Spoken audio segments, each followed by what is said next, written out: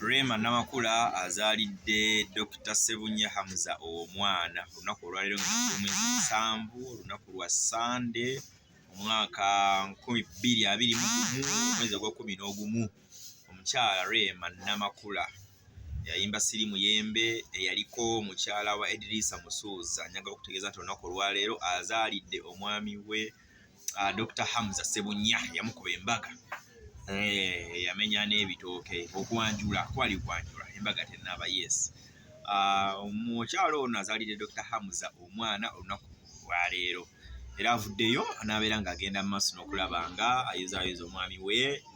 yes n'okulaba nga alaga eggwanga omwana tamutulaze ffeesa tulazeeko kagalo kokka bwe kati kagalo pozi bw'abadde azaala omwami we abaddewo bulungi nnyo okulaba nga yeetala adde eno adde eri era gafuluma galaga nti ebisa obedda biruma mwami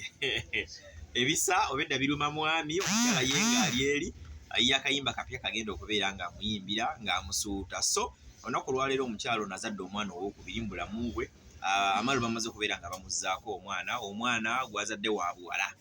era erinnya lyatuteereddeyo nti ye Aliya Ssebunya so Rema Namakula azadde omwana nga ye Aliya Ssebunya ly'erinnya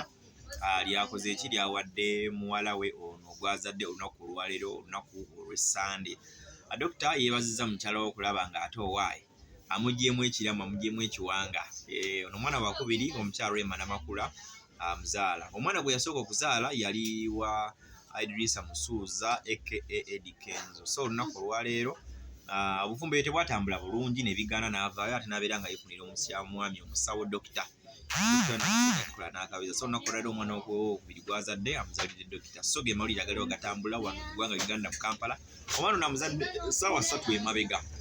so nange we mbadde ndi nfuna amawulire gano ne ngamba munywanyi gwe atugobera Good Talent kanzira tembere nga nkuwa emboozi eno naye tugenda kuba nga twongera okukola research n'okwongera okwogerako ne bano omwana yamulumya atya biri bitya feesi y'omwana n'ebirala bingi nnyo bijja kuba nga bijja mu mboozi zaffe zigenda okubeera nga ziriira kola kimu subscribe nga no Good Talent anze Sonko Muhammad.